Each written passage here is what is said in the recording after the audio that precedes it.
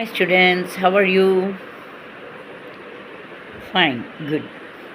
ஆக்சுவலாக இப்போ டென்ஸில் ரொம்ப ஈஸியாக தினந்தோறும் நடக்கக்கூடிய ஒரு செயல், அந்த செயலை விட நான் இணைச்சி உங்களுக்கு tense, simple present tense, simple past tense, simple future tense சொல்லித்தரேன். அதாவது இது ஒரு சுச்சுவேஷன்னா ஒரு சூழ்நிலை, அந்த மாதிரி ஒரு சிச்சுவேஷன் பண்ணலாம். எப்படின்னா, ஒரு ஸ்போக்கன் இங்கிலீஷ் கிளாஸ் நடந்துகிட்ருக்கு. ஒரு 80 பேர் படிக்கிறாங்க, டீச்சர்ஸ் இருக்காங்க, சரிங்களா?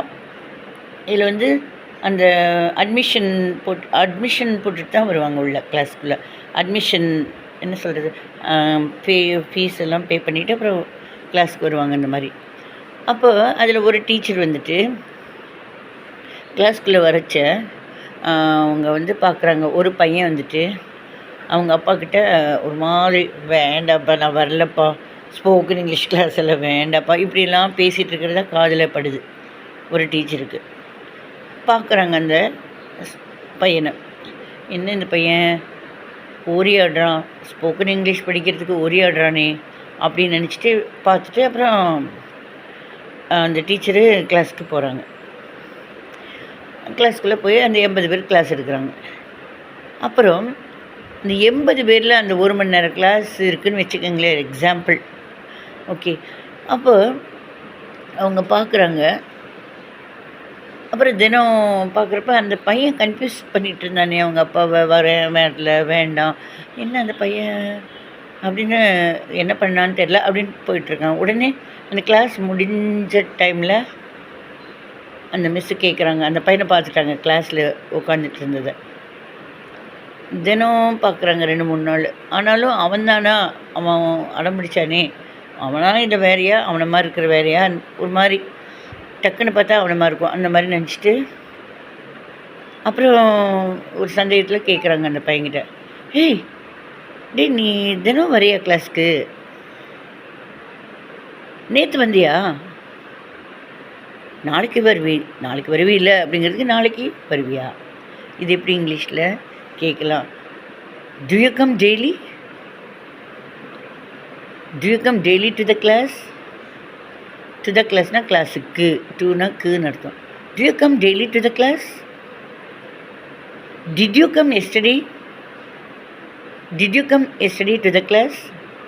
Will you come tomorrow to the class? இதுக்கு ஆன்சர் என்னன்னு பார்க்கலாம். do ப்ளஸ் கம், ஆன்சரில் கம் வரும். யூ அப்படின்னு ஆரம்பித்தோம்னா நமக்கு முன்னால் இருக்கிறவங்கள நம்ம கேட்குறோம். அது ஒருத்தராக இருந்தாலும், ஒருத்தருக்கு மேலே நிறைய பேர் இருந்தாலும் நம்ம கேட்குறோம். யூ அப்படின்னா நீங்கள், அவங்கக்கிட்ட. இப்போ நமக்கு முன்னாடி நாம் தான் டீச்சர் நினச்சிக்கலாம், நமக்கு முன்னாடி ஒரு ஸ்டூடெண்ட், அந்த ஸ்டூடெண்ட்டுன்னு நினச்சிக்கலாம். do you come daily to the class? தினம் கிளாஸ்க்கு வரையா?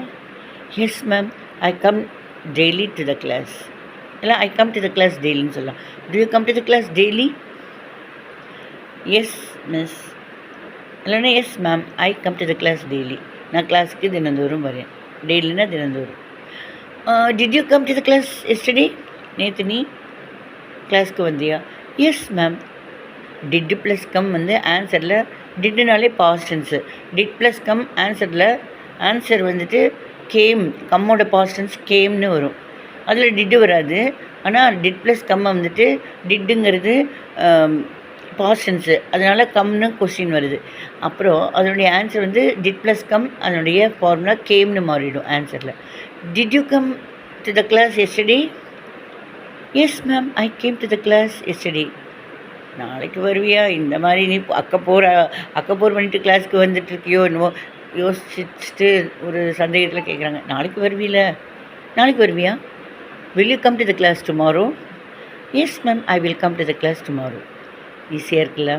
ஸோ கொஸ்டின் நம்ம கேட்குறோம், நமக்கு முன்னால் இருக்கிறவங்க ஒருத்தங்களாக இருந்தால் யூஸ் பண்ணுறோம். நமக்கு முன்னால் இருக்கிறவங்க நிறைய பேர் இருந்தாலும், ஒருத்தருக்கு மேலே 2, 3, 4, 40 எத்தனை பேர் இருந்தாலும் நீங்கள் அதுக்கும் யூ தான் யூஸ் பண்ணுறோம் இங்கிலீஷில். ஆனால் அது எப்படி தெரிஞ்சுக்கலாம்னா, ஆன்சரில் WEV அப்படின்னு யூஸ் பண்ணுவாங்க. இதை நெக்ஸ்ட் கிளாஸில் சொல்லித்தரேன்.